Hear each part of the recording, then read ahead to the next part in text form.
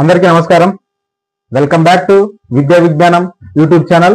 ఈరోజు మనం ఈ వీడియోలో గత 2-3 రోజుల నుంచి మన వాట్సాప్ గ్రూపుల్లో సర్క్యులేట్ అవుతున్నటువంటి వెల్ఫేర్ ఎడ్యుకేషన్ అసిస్టెంట్ మరియు వార్డ్ వెల్ఫేర్ డెవలప్మెంట్ సెక్రటరీకి సంబంధించిన ప్రమోషన్ రూట్ మ్యాప్ గురించి ఈ వీడియో ద్వారా తెలుసుకుందాం. ఆ ఫైల్ యొక్క సారాంశం ఏమంటే, జిఎస్డబ్ల్యూఎస్ డిపార్ట్మెంట్ అనేది వెల్ఫేర్ ఎడ్యుకేషన్ అసిస్టెంట్ కు మరియు వార్డ్ వెల్ఫేర్ డెవలప్మెంట్ సెక్రటరీస్ కి ప్రమోషన్ కల్పించడానికి వివిధ డిపార్ట్మెంట్లతో అంటే దాదాపుగా 7 రకాల డిపార్ట్మెంట్లతో చర్చించడం జరిగింది. ఈ 7 డిపార్ట్మెంట్లు ఏవయ్యా అంటే, 1 social welfare department, 2 BC welfare department, 3 minority welfare department, 4 disable welfare department, 5 school education department, 6 tribal welfare department, 7 MA and UD municipal administration and urban development department. వీటితో చర్చించిన తర్వాత అందులో 6 రకాల డిపార్ట్మెంట్లు తమ శాఖల్లో ప్రమోషన్ కల్పించడానికి అంగీకరించాయి.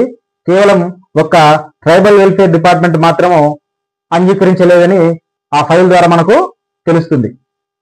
అయితే ఆ ఫైల్ ద్వారా మనకు ఇంకా ఏం తెలుస్తుందా అంటే, సోషల్ వెల్ఫేర్ డిపార్ట్మెంట్ ను నోడల్ డిపార్ట్మెంట్ గా క్రియేట్ చేస్తూ వెల్ఫేర్ ఎడ్యుకేషన్ అసిస్టెంట్స్ కు అలాగే వార్డ్ వెల్ఫేర్ డెవలప్మెంట్ సెక్రటరీ ఇద్దరికి కలిపి ఒకే సీనియారిటీ లిస్టు ప్రిపేర్ చేయమని చెప్పి అందులో ఆ ఫైల్ ద్వారా తెలుస్తుంది. అలాగే ఆ సీనియారిటీ లిస్ట్ ప్రిపేర్ చేసిన తర్వాత ఆప్షన్ ఇచ్చి ఈ 6 రకాలైనటువంటి డిపార్ట్మెంట్లు, అంటే ఇక్కడ ట్రైబల్ వెల్ఫేర్ అంగీకరించలేదు కాబట్టి ప్రస్తుతానికి, అంగీకరిస్తే 7 అవుతాయి కాబట్టి ప్రస్తుతానికి 6 డిపార్ట్మెంట్లలో సీనియారిటీ ప్రకారము వారిని ఎంపిక చేసుకునే అవకాశం కల్పిస్తున్నారని ఈ ఫైల్ ద్వారా తెలుస్తుంది. అలాగే ఒకసారి ఒక డిపార్ట్మెంట్ ను ఎంచుకున్న తర్వాత మళ్ళీ రివోక్ చేసేదానికి అవకాశం ఉండదనేది ఈ ఫైల్ ద్వారా తెలుస్తుంది. ఇక్కడ మనకు క్రియేట్ చేస్తున్నటువంటి సీనియర్ వార్డ్ వెల్ఫేర్ అసిస్టెంట్ అనే పోస్టు జూనియర్ అసిస్టెంట్ క్యాడర్ కు ఈక్వల్ గా ఉండే విధంగా క్రియేట్ చేస్తున్నారని ఆ ఫైల్ ద్వారా తెలియజేశారు. ఈ ఫైల్ చూసిన వెంటనే నాకు దాదాపుగా చాలా ప్రశ్నలు నా మదిలో అయితే మిగిలాయి. అలాగే మీ అందరికి కూడా ఇవే సందేహాలు దాదాపుగా వచ్చి ఉంటాయనుకుంటున్నాను. ఈ వీడియోలో మనము నాకు వచ్చినటువంటి ప్రశ్నలను, నాకు వచ్చిన సందేహాలను మీతో షేర్ చేసుకోవాలనుకుంటున్నాను. అలాగే మీకు వచ్చేటువంటి సందేహాలను కూడా కామెంట్ రూపంలో తెలియజేయండి. మన ఛానల్ గ్రామవార్డు సచివాలయం కోసం ప్రత్యేకంగా రూపొందించబడింది కాబట్టి మన మిత్రులు దాదాపుగా చాలా మంది సబ్స్క్రైబ్ చేయలేదు. My sincere request, please subscribe and watch. Okay, ఈ 20 రకాల ప్రశ్నలు గురించి మనం ఈ వీడియోలో చూస్తే ఈ వీడియో లెంత్ చాలా ఎక్కువ అవుతుంది. అలాగే మన ఫస్ట్ వీడియో దాదాపు 38 నిమిషాలు ఉంది ఆ వీడియో. అయినప్పటికీ కూడా చాలా ఓపికగా చూశారు. కొంతమంది ఆ వీడియో యొక్క లెంత్ ఎక్కువగా ఉండడం వల్ల చూడలేదనేది నా యొక్క అభిప్రాయము. కాబట్టి ఈ యొక్క 20 ప్రశ్నలు కూడా దాదాపుగా ఒక్కొక్క వీడియోలో 7 ప్రశ్నలు చొప్పున మొత్తం 21 ప్రశ్నలు ఉన్నాయి. ఈ 21 ప్రశ్నలన్నింటినీ కూడా ఒక్కొక్క వీడియోలో 7 ప్రశ్నలు చొప్పున మొత్తం డబ్ల్యూఏ మరియు డబ్ల్యూడబ్ల్యూడిఎస్ లా ప్రమోషన్ సీనియారిటీ ఎలా అనే వీడియో 3 పార్ట్లుగా చేయబోతున్నాను. ఇందులో మొదటగా 7 ప్రశ్నలకు సంబంధించిన సమాధానాలను ఈ వీడియోలో మీరు చూడబోతున్నారు. చూసే ముందు ఒకసారి అందరూ ఛానల్ను సబ్స్క్రైబ్ చేయవలసిందిగా నా యొక్క విన్నపం. సో వీడియోలోకి వెళ్ళిపోదాం.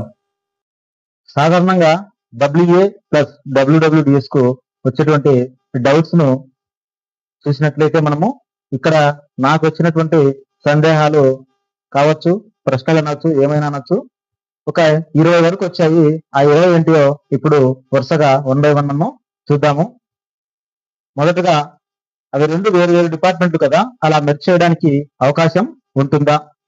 రెండవ ప్రశ్నగా చూసినట్లయితే, వెల్ఫేర్ అసిస్టెంట్ వారు రాసినటువంటి పరీక్ష వేరు, వార్డ్ వెల్ఫేర్ డెవలప్మెంట్ సెక్రటరీ రాసినటువంటి పరీక్ష వేరు కదా, అలాగే వారి మార్కులు ర్యాంకులు కూడా వేరు కదా. ఇటువంటిప్పుడు 2 డిపార్ట్మెంట్లు కలిపి ప్రమోషన్ ఇవ్వడం ఎలా సాధ్యం? నెక్స్ట్, సీనియారిటీని ఎలా లెక్కిస్తారు? కామన్ సీనియారిటీ అంటే ఏమిటి? ఇకపోతే 4వ ప్రశ్నగా, వెల్ఫేర్లు వెల్ఫేర్ అసిస్టెంట్లు 9,983 మంది ఉన్నారు. మరియు వార్డ్ వెల్ఫేర్ డెవలప్మెంట్ సెక్రటరీలు 3,724 మంది ఉన్నారు కదా.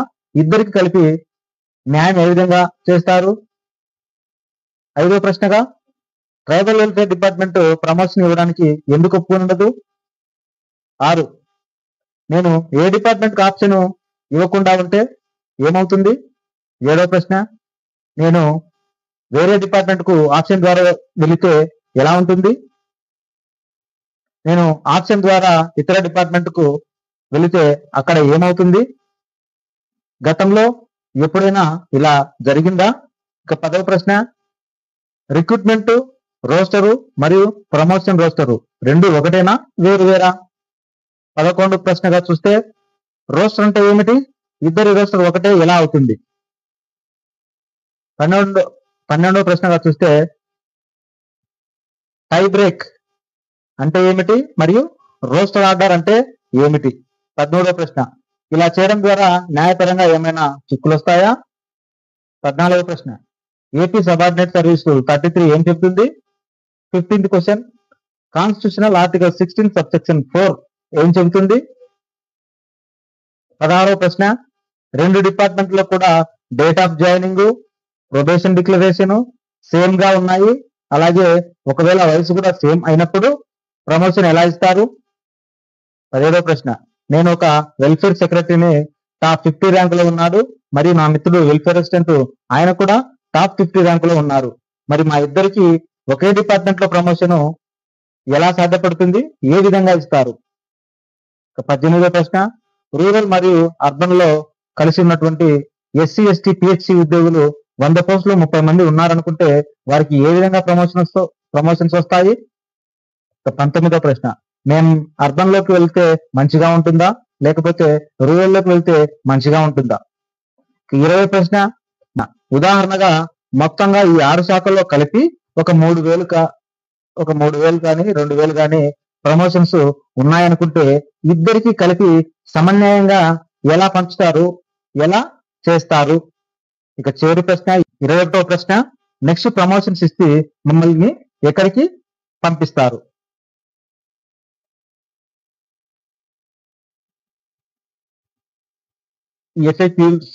ఎఫ్ఏక్యూస్ లో భాగంగా మొదటి ప్రశ్న ఏంటో ఇక్కడ చూద్దాం.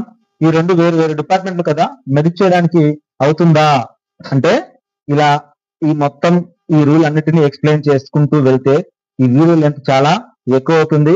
మీరు అందరూ చూడడానికి కొద్దిగా ఇబ్బందిగా ఉంటుంది. కాబట్టి నేను ఇక్కడ ఇంపార్టెంట్ పాయింట్స్ ఏవైతే ఉన్నాయో వాటిని మాత్రము చెబుతాను. అలాగే స్క్రీన్ ను రోల్ చేసుకుంటూ వెళ్తాను. మీకు ఇంకా ఈ స్క్రీన్ లో ఉన్నటువంటి అన్ని పాయింట్స్ చదవాలనుకుంటే వీడియోను పాస్ చేసి అక్కడ నుంచి మీరు చదువుకోవడానికి అవకాశం ఉంటుంది, గమనించగలరు. ఈ ప్రశ్నకు సమాధానం చూసినట్లయితే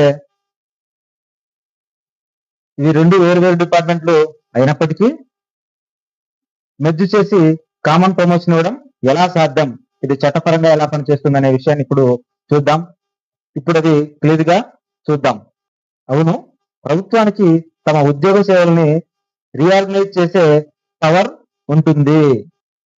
ఇక్కడ కాన్స్టిట్యూషన్ ఆర్టికల్ 309 ఆధారంగా అలాగే AP state and subordinate service rules మరియు స్పెషల్ రూల్స్ ద్వారా ఇక్కడ ఆర్టికల్ 309 లో ప్రభుత్వ ఉద్యోగుల యొక్క నియమ నిబంధనల గురించి చేర్చబడ్డాయి. ఇలా ఎలా చేస్తుందంటే సాధారణంగా ప్రభుత్వం అనేది వేరు వేరు డిపార్ట్మెంట్ లో ఉన్నప్పుడు దిగువ పోస్టులను అన్నిటినీ కలిపి ఫీడర్ కేటగిరీగా డిక్లేర్ చేస్తుంది. ఇక్కడ ప్రమోషన్ కోసం కొత్తగా కేటగిరీని సృష్టిస్తుంది. అలాగే మనకి ఇక్కడ సృష్టించిన కేటగిరీ పోస్ట్ పేరు ఏమంటే సీనియర్ వార్డ్ వెల్ఫేర్ అసిస్టెంట్ అనేటువంటి ఒక ఫీడర్ కేటగిరీ అనేటువంటి కొత్త పోస్ట్ ను సృష్టించిందని మనకు పైన తెలిపిన ఫైల్ ద్వారా తెలుస్తున్నది. ఇక్కడ ప్రభుత్వము కావాలంటే ఈ మొత్తం సర్వీస్ ను ఒక నోడల్ డిపార్ట్మెంట్ కేటాయిస్తుంది. ఈ నోడల్ డిపార్ట్మెంట్ ద్వారా ఆ పని చేయించుకునేదానికి అవకాశం ఉంటుంది. అలాగే మనకి ఇక్కడ సోషల్ వెల్ఫేర్ డిపార్ట్మెంట్ ఈ యొక్క నోడల్ డిపార్ట్మెంట్ గా ఇక్కడ నిర్ణయించింది, గమనించాలి. ఇకపోతే ఈ AP state reorganisation act plus service rules ప్రకారము government can create a common service common cadre for different but similar functional post even if they came from different department. దీన్నే మనము ఏమని పిలుస్తామంటే ఇక్కడ చూడండి, కామన్ ఫీడర్ కేటగిరీ. ఇక్కడ ఏమని పిలుస్తామంటే మనము common feeder category అని పిలుస్తాం. ఇక్కడ ప్రభుత్వము ఎందుకు మెర్జ్ చేయవచ్చు అనే విషయం చూసినట్లయితే, ఒకే విధమైన పనులు చేస్తే ఆ ఉద్యోగాల ప్రమోషన్ పాత్ కూడా ఒకే విధంగా ఉండేటట్లు చేయొచ్చు అనే బేస్ మీద మనల్ని ఇక్కడ మెర్జ్ చేయడం జరుగుతుందండి, గమనించాలి. ఇక్కడ చూస్తే function is same, promotion ladder can be same. ఈ రూల్ ఆధారంగా ఇక్కడ మెర్జ్ చేస్తారు. ఇక జనరల్ రూల్ చూస్తే, government has power to reorganise posts and create unified promotion channel for the post of identical promotion అనేది ఇక్కడ జనరల్ రూల్ ద్వారా ఇక్కడ మనల్ని ఒక ఫీడర్ కేటగిరీ పోస్ట్ అనేది ఇక్కడ సృష్టిస్తుంది. బేసిక్ రూల్స్ విషయానికి వస్తే ఇక్కడ చూడండి, AP state subordinate service rules rule number 5, rule number 33 ప్రకారము cadre plus seniority, cadre plus seniority. అలాగే ఆర్టికల్ 162 ఆఫ్ కాన్స్టిట్యూషన్ ఏం చెప్తుందంటే, executive powers of states. Article 162 state కు సంబంధించి కొన్ని ఎగ్జిక్యూటివ్ పవర్స్ ఉంటాయి ఉద్యోగుల విషయంలో అనేది ఈ ఆర్టికల్ ఇక్కడ తెలియజేస్తుంది. దీని ప్రకారం కూడా ఉద్యోగుల యొక్క ప్రమోషన్ నిర్ణయించే అవకాశం రాష్ట్రాలకు ఇక్కడ ఉంటుంది. సో ఫంక్షనల్ సిమిలారిటీ ఉంటే డిపార్ట్మెంట్ వేరైనా మెర్జ్ చేయవచ్చు. ఇక రెండో పాయింట్ చూస్తే, డబ్ల్యూఏ డబ్ల్యూడిఎస్ ఏమవుతారంటే సీనియర్ వార్డ్ వెల్ఫేర్ అసిస్టెంట్ అవుతారు. ఇకపోతే మెర్జ్ ఈ రెండు డిపార్ట్మెంట్ లో నువ్వు మెర్జ్ చేస్తారా అనే ప్రశ్న వచ్చినప్పుడు, డిపార్ట్మెంట్ కాదండి ఇక్కడ మెర్జ్ చేసేది, కేవలము departments remain separate, only promotion path way becomes common. ఆ పాయింట్ ఇక్కడ గుర్తుపెట్టుకోవాలి. డిపార్ట్మెంట్ స్టే వచ్చేసి మనకు departments separate, promotion cadre common. Department ఏమో సపరేట్ గా ఉంటాయి, ప్రమోషన్ క్యాడర్ మాత్రం ఇక్కడ ఒకే విధంగా ఉండేలా చూస్తుంది. ఫైనల్ గా చెప్పేది ఏమంటే, వేరు వేరు డిపార్ట్మెంట్ అయినా పని ఒకటే అయితే గవర్నమెంట్ చట్టపరంగా కామన్ ప్రమోషన్ క్యాడర్ ఇవ్వగలదు. ఇది పూర్తిగా లీగల్. కాబట్టి డబ్ల్యూఏ ప్లస్ డబ్ల్యూడిఎస్ ఏమవుతారు, senior ward welfare assistant equivalent to junior assistant pay scale అనేది ఇక్కడ మనము గుర్తుంచుకోవాలి. 7 ప్రశ్నలు, మిగిలిన 6 ప్రశ్నలను ఎక్స్ప్లెయిన్ చేయాలంటే కాస్త సమయం పడుతుంది. కావున ఈ వీడియోలో ఇంట్రడక్షన్ పార్ట్ ఉన్నందున ఆ 7 ప్రశ్నలకు సంబంధించి ఎక్స్ప్లెనేషన్ చేయలేకపోయాము. నెక్స్ట్ వీడియో పార్ట్ 2లో డైరెక్ట్గా ప్రశ్నలకే సమాధానం ఉంటుంది. కావున 3 వీడియోలలో ఈ 20 ప్రశ్నలకు సమాధానాలను చెప్పేలా ప్రయత్నం చేస్తాను. మరొకసారి మీకు ఈ వీడియో నచ్చినట్లయితే మిగతా నెక్స్ట్ వీడియోల కోసం మన మిత్రులకు ఈ వీడియోను షేర్ చేసి, లైక్ చేసి, సబ్స్క్రైబ్ చేయవలసినదిగా నా యొక్క విన్నపం అండి. థ్యాంక్ యూ, ధన్యవాదాలు.